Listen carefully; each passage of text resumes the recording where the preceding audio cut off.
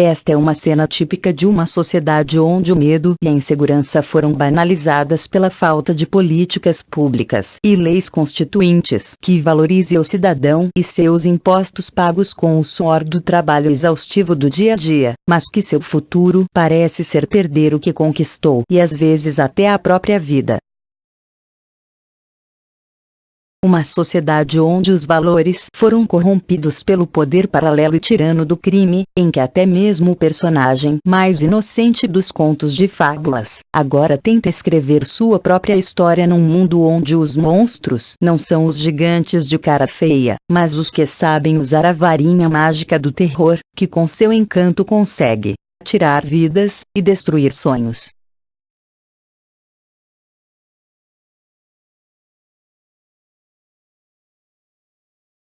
Um mundo onde os troféus não ficam mais imóveis em prateleiras, mas nas mãos daqueles que os apresentam, não como fruto do objetivo alcançado, que expõe o brilho de uma conquista, mas como uma forma de impor respeito e admiração debaixo da sombra do terror que é capaz de apagar o brilho de todos que não se curvarem ao seu poder de matar.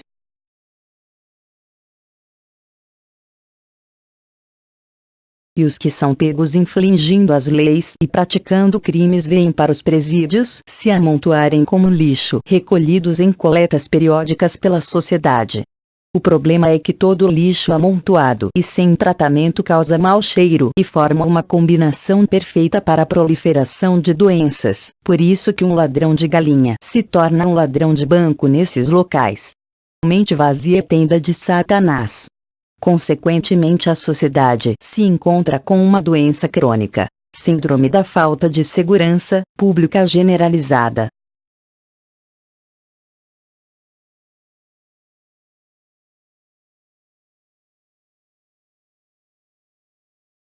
Com uma sociedade enferma, o que sobra são seus membros, tendo que entrar em quarentena, onde as casas viram presídios domésticos. Onde o trabalhador está, literalmente preso ao seu trabalho, não por uma posição ideológica, mas em posição social. Onde as grades dividem quem compra e quem vende, pois com a impunidade é mais vantajoso arriscar ser cobrado pela justiça do que pelo comerciante da esquina. Bom, e o que dizer dos aparatos de segurança, que veem quase tudo, mas não resolvem quase nada? Esses mecanismos vão sempre sendo modernizados, mas não conseguem acompanhar a velocidade do crime. E os soldados, muito bem treinados, mas que ainda estão em menor número, e sem falar que entre algumas corporações já foram detectados infiltrados do crime. Não podemos dizer que nossas autoridades vêm usando várias formas de combater o crime. Mas a questão é que estão fazendo o que é certo, do jeito errado. Bilhões são gastos para reformar e construir presídios. Mas as fugas e as rebeliões ainda continuam, e vêm aumentando cada ano. Eu sei que você deve estar se perguntando, mas e aí? Tudo o que foi falado e mostrado já vem sendo discutido em palestras, fóruns e já foram escritos vários livros a respeito, e nada foi resolvido. Qual será o objetivo desse vídeo mesmo?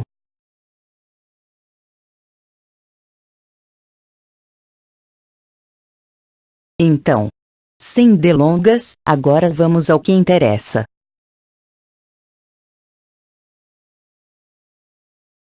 Se o Usain Bolt ficasse sem as pernas, apenas uma comparação, mas se isso acontecesse ele teria que se aposentar como velocista, certo? Assim como Neymar ou qualquer jogador de futebol, pois o instrumento de trabalho é o corpo todo, mas principalmente a habilidade que tem nas pernas. Assim como um jogador de basquete ou de tênis. Cada profissão tem uma parte do corpo que é específica para ser utilizada, dependendo do esporte praticado. Bem, vamos sair da esfera trabalhista e vamos para o âmbito criminal. Os bandidos também precisam do seu corpo para cometer o crime, e, em específico, as habilidades que têm em suas mãos. Outros usam outras partes do corpo para realizar crimes mais hediondos. No caso do estuprador, usa suas genitálias. Mas, se fosse arrancada, Será que ele teria o mesmo prazer em praticar esse crime? Calma. Não tô dizendo que deve ser arrancada, apenas uma analogia.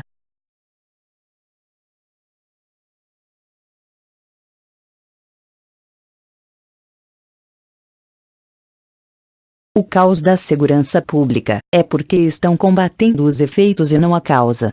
Sei que você vai dizer que a causa é a falta de uma boa educação, mais emprego, direito à casa própria, mais hospitais.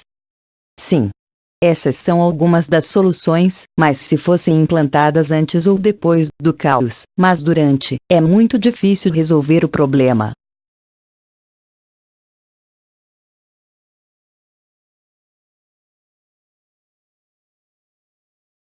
Imagine um pé de uma pessoa com diabetes, que está em necrose. A diabetes e a necrose são os efeitos, mas as causas, em sua maioria, foram uma vida sedentária, má alimentação, ou uso de drogas, enfim, a falta de um estilo de vida saudável. Mas escolher uma boa alimentação ou um estilo de vida saudável agora não vai solucionar o problema da necrose, pois o caos no corpo já foi instalado. Agora é cortar o pé para salvar a vida. Você não acha?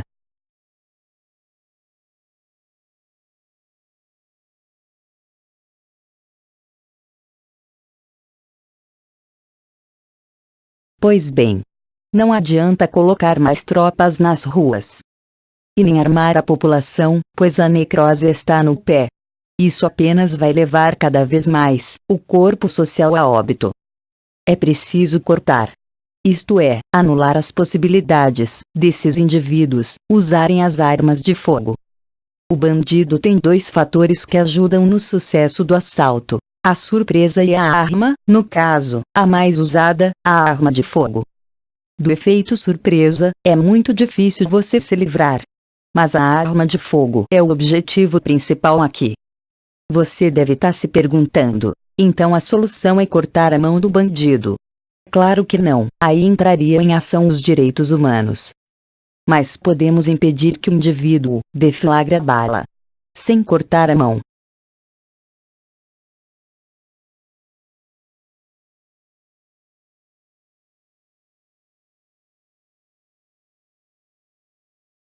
Isto mesmo.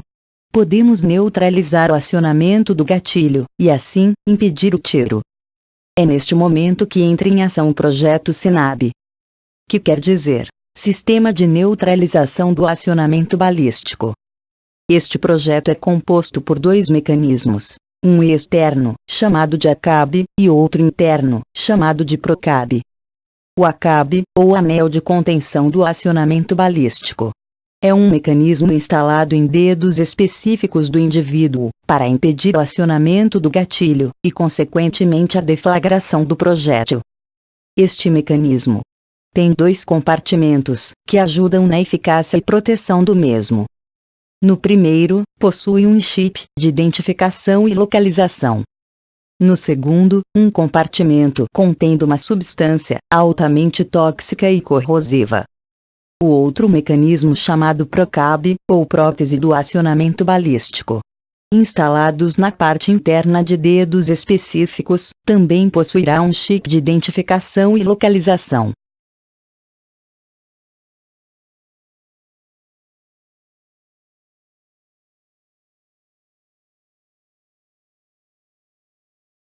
Você deve estar se perguntando: mas se o indivíduo tentar romper o ACAB, aí, ele poderá se contaminar com o veneno, e terá que ser atendido por uma unidade de saúde, que lhe dará o antídoto, e acionará a polícia.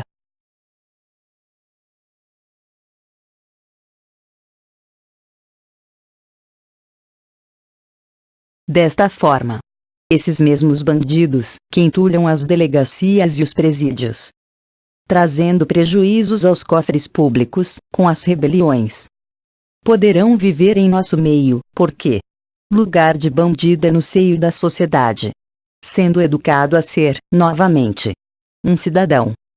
Pode até parecer loucura, mas não é. Eles estarão como pitbulls, desdentados, pois a causa do efeito maléfico foi neutralizada.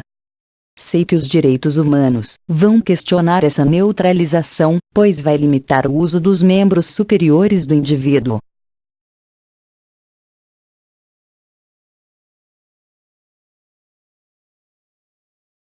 Mas o que fazer para que esse contingente de pessoas, no meio social, tornem-se em uma população economicamente ativa? A resposta para essa pergunta é parceria. É aí que entra em cena o projeto CIPRAM, ou Sistema Profissionalizante de Reintegração Agilizada ao Mercado. Esse projeto procurará parcerias com empresas públicas e privadas para a capacitação, profissionalização e reintegração desse contingente ao mercado de trabalho. Quem sabe assim poderemos ver presídios serem transformados em grandes universidades, modernos hospitais, grandes clínicas de recuperação, espaços dedicados ao esporte e lazer. Você pode até dizer que isso tudo é lindo, mas não passa de um sonho impossível. Mas devemos entender uma coisa: não existem sonhos impossíveis, mas pessoas impossibilitadas de sonhar. Se possível, compartilhe esse vídeo, para ver se esse projeto chegue nas mãos de quem poderá torná-lo realidade. Muito obrigado!